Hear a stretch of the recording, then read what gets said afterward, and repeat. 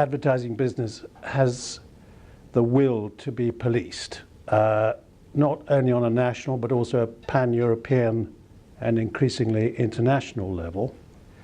And to that extent, they've agreed to fund the systems, which of course self-regulation relies upon, as a result of which they've enhanced their position and have engendered more consumer trust to ensure that all advertising is legal, decent, honest and truthful.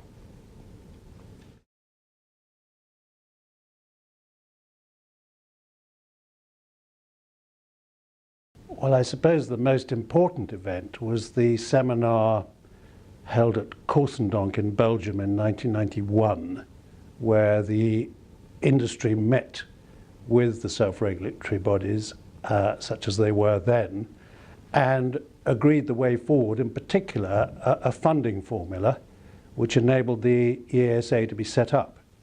And that was officially established in May '92, but prior to that there'd been a lot of unofficial work going on with a temporary DG in the form of Geoffrey Drawn, and he was replaced by Oliver Gray, who was appointed in 1993, I think it was. And Oliver then established a permanent secretariat in Brussels, and the alliance went from strength to strength thereafter.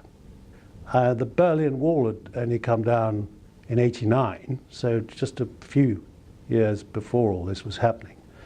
And within Central and Eastern Europe, there were fledgling SROs which needed guidance and advice.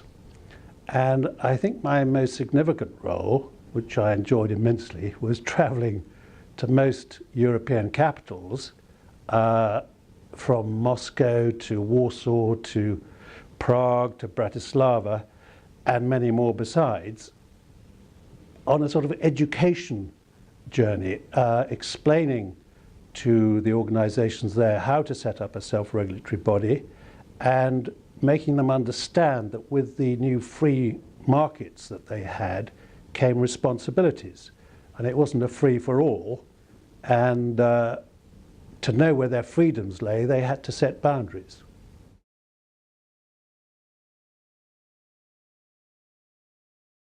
Yes, it's very important to keep the regulators on side and to keep them informed, and to make the point that self-regulation is cheaper, quicker, more accessible than burdensome legislation.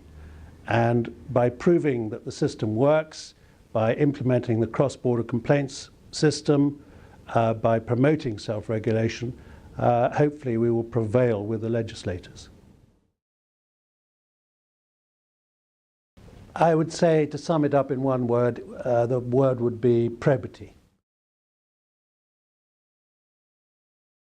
For the next 25 years, I hope EASA continues to have the commitment from advertisers, agencies and media on the one hand, and on the other, and most importantly, the trust of consumers in the advertising self-regulatory process.